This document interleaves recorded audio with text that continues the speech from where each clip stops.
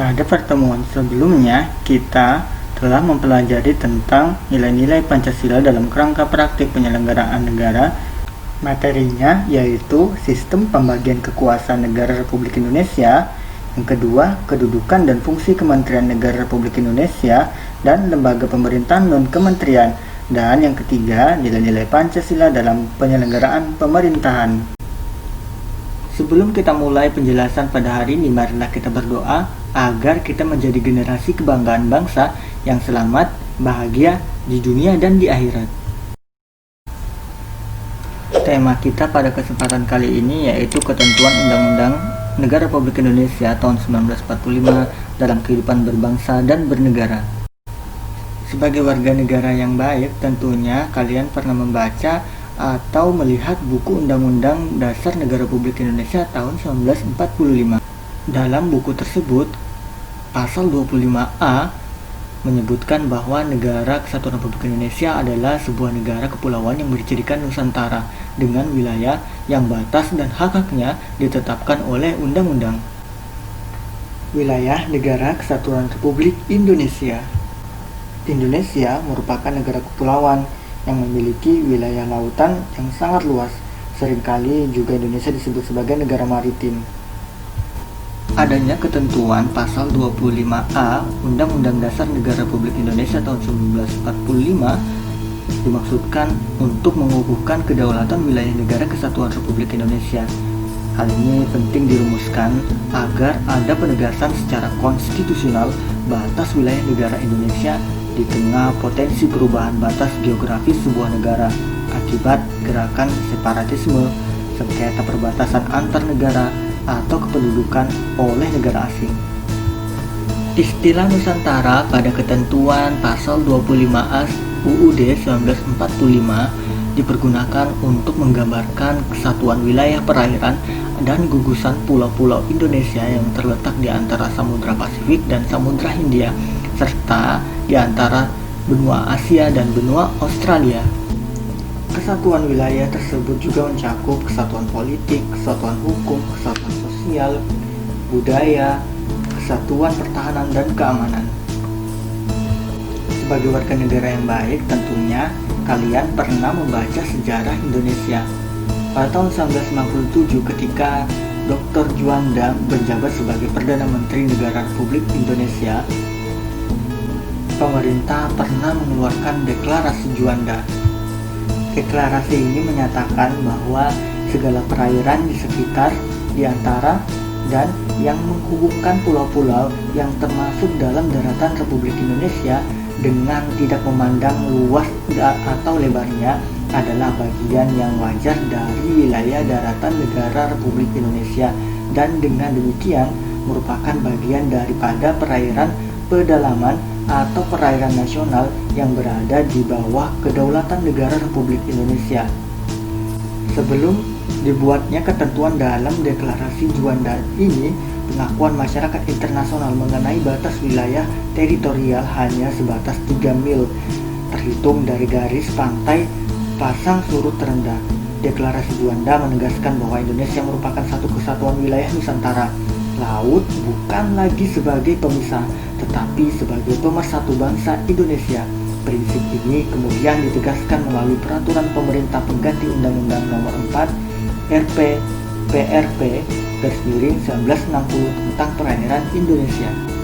Berdasarkan dari deklarasi Juanda, Republik Indonesia menganut konsep negara kepulauan yang berjadikan Nusantara atau yang sering disebut Archipelagic State. Konsep ini kemudian diakui dalam Konvensi Hukum Laut PBB pada tahun 1982 atau UNCLOS 1982 yang ditandatangani di Montego, Jamaika pada tahun 1982. Indonesia kemudian meratifikasi UNCLOS 1982 tersebut dengan menerbitkan Undang-Undang Nomor 17 Tahun 1985. Sejak saat itu, dunia internasional mengakui Indonesia sebagai negara kepulauan. Indonesia merupakan negara kepulauan yang memiliki perairan lebih luas dibandingkan wilayah daratannya, sehingga peranan wilayah laut menjadi sangat penting bagi kehidupan bangsa dan negara. Lautan di Indonesia menyimpan banyak kekayaan seperti ikan-ikan, rumput laut, karang, udang, gas alam, minyak bumi, dan sebagainya. Semua kekayaan yang terkandung di laut tersebut merupakan kebanggaan bagi bangsa kita dan juga dapat sekaligus sebagai modal dalam melaksanakan pembangunan. Berdasarkan hukum laut internasional yang telah disepakati oleh Perserikatan Bangsa-Bangsa pada tahun 1982, wilayah laut Indonesia dapat dibedakan menjadi 3 macam. Yang pertama, zona laut teritorial. Yang kedua, landas kontinen. Yang ketiga, zona ekonomi eksklusif. Zona laut teritorial merupakan garis hayal yang berjarak 12 mil dari garis dasar ke arah laut lepas. Ketika ada beberapa negara yang menguasai suatu lautan teritorial, sedangkan lebar lautan itu kurang dari 12 mil, maka garis teritorial ditarik sama jauh dari garis masing-masing negara tersebut. Laut yang terletak antara garis dan garis batas teritorial disebut laut teritorial. Laut yang terletak di sebelah dalam garis dasar disebut laut internal atau perairan. Garis dasar adalah garis hayal yang menghubungkan titik-titik dari ujung pulau terluar. Sebuah negara mempunyai hak kedaulatan sepenuhnya sampai batas laut teritorial, tetapi mempunyai kewajiban menyediakan alur pelayanan lintas damai baik di dalam maupun di bawah lautan. Kemudian penentuan batas laut 12 mil yang mengatur dari garis-garis yang menghubungkan titik terluar pada pulau-pulau negara Republik Indonesia akan ditentukan dengan undang-undang. Zona landas kontinen merupakan dasar laut secara geologis, merupakan morfologis, merupakan lanjutan dari sebuah kontinen atau benua. Kedalaman lautnya kurang dari 150 meter. Indonesia terletak antara dua buah landas kontinen, yaitu landas kontinen Asia dan landas kontinen Australia. Batas landas kontinen diukur dari garis hayal, yaitu paling jauh 200 mil laut. Jika ada dua negara atau lebih menguasai landas kontinen tersebut, maka batas negara tersebut ditarik sama jauh dari garis dasar masing-masing negara. Dalam garis batas landas kontinen Indonesia mempunyai kewenangan untuk memanfaatkan sumber daya alam yang ada di dalamnya, dengan berkewajiban untuk menyediakan alur pelayanan lintas damai. Pengumuman tentang batas landas kontinen ini dikeluarkan oleh pemerintah Indonesia pada tanggal 17 Februari 1969.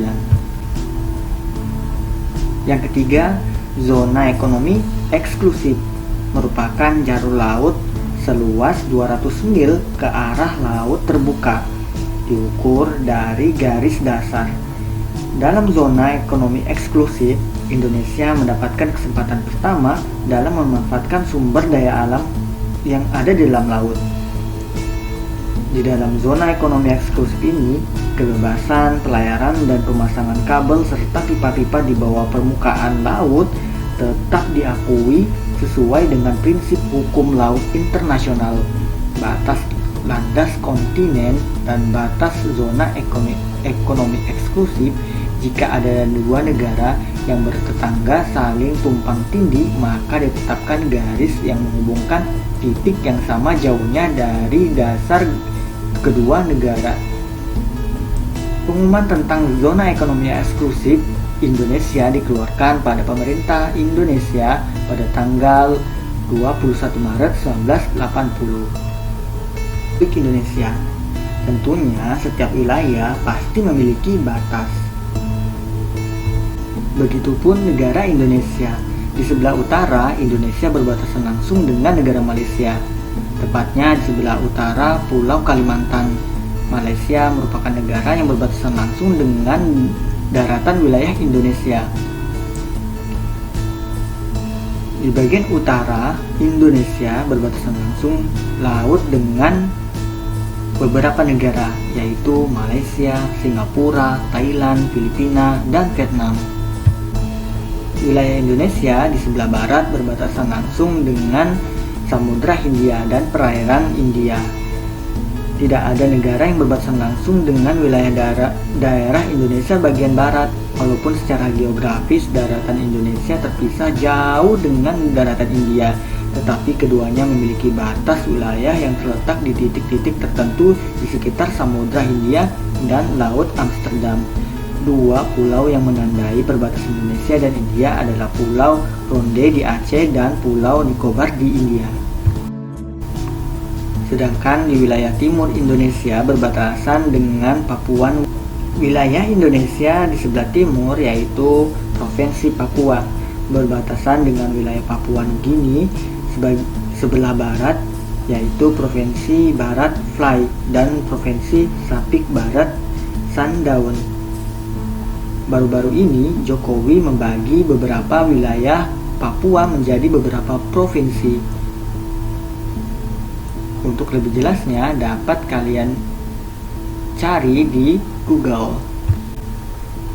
Di bagian selatan Indonesia berbatasan langsung dengan wilayah daratan Timor Leste, perairan Australia, dan Samudra Hindia.